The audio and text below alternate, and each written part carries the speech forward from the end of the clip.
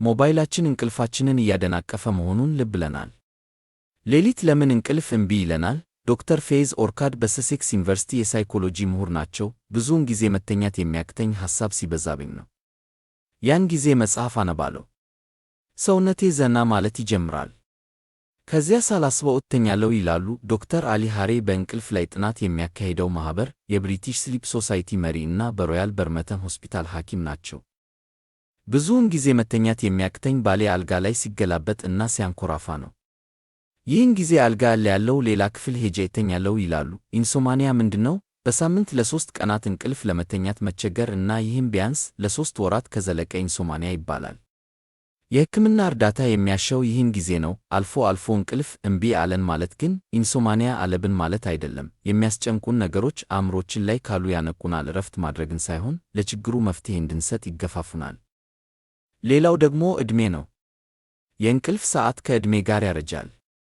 ዕድሜ ሲገፋ የእንቅልፍ ጥራት፣ የእንቅልፍ ርዝመት እየቀነሰ ይመጣል። ብዙ ሰዎች እያረጁ ሲመጡ እንቅልፋቸው የተበጣጠሰ እየሆነ ይመጣል። ጎረምሶች በበኩላቸው በጊዜ መተኛትና አርፍዶ መነሳት ይችላሉ።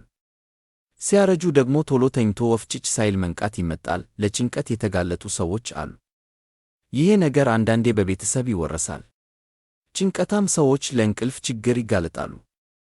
ከእንቅልፍ ከነቃም በኋላ መልሶ ለመተኛት መቸገር፣ ድንገት እኩለ ሌሊት ላይ ከእንቅልፍ ቢባኑ እና መልሰው መተኛት ባይችሉስ? ባለሙያው እንደሚሉት ይሄ ነገር የብዙ ሰዎች ችግር ነው። መፍትሔውም ቀላል አይደለም። ስንነቃ መልሼ መተኛት አልችልም ብለን አብዝተን ማሰብ እንጀምራለን። ለመተኛት በጣም ስናስብና ስንሞክር ደግሞ እንቅልፍ የማጣት ዕድላችን ይጨምራል ይላሉ። መፍትሔው ለመተኛት መሞከር ሳይሆን ለመንቃት መወሰን ነው።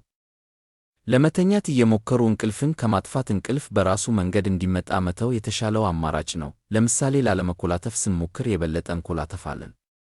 አንድን ባህሪ ለማዳበር በተፈጥሯዊ መንገድ እንዲመጣ መፍቀድ አለብን ይላሉ ባለሙያው። የተሻለ እንቅልፍ ለማግኘት ሁሌም በተመሳሳይ ሰዓት መተኛትና መንቃት ይመከራል። ሁሌም በተመሳሳይ ቦታ በመተኛት አእምሮ እንቅልፍ እና መተኛ ቦታን እንዲያስተሳስር ማድረግ ሌላው መንገድ ነው።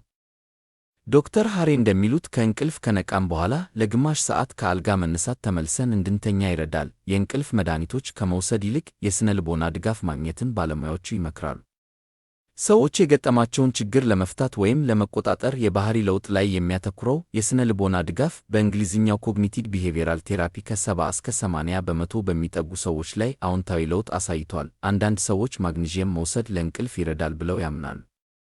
ባለሙያዎች ግን ይህን መላምት የሚደግፍ በቂ ጥናት የለም ብለው ይከራከራሉ። እምብዛም በእንቅልፍ ላይ ለውጥ ሲያመጣ አይታይም ይላሉ ባለሙያው። ሜላቶኒን በመውሰድ የተሻለ እንቅልፍ ለማግኘት የሚሞክሩም አልታጡም። ውጤቱ ግን ከሰው ሰው ይለያል።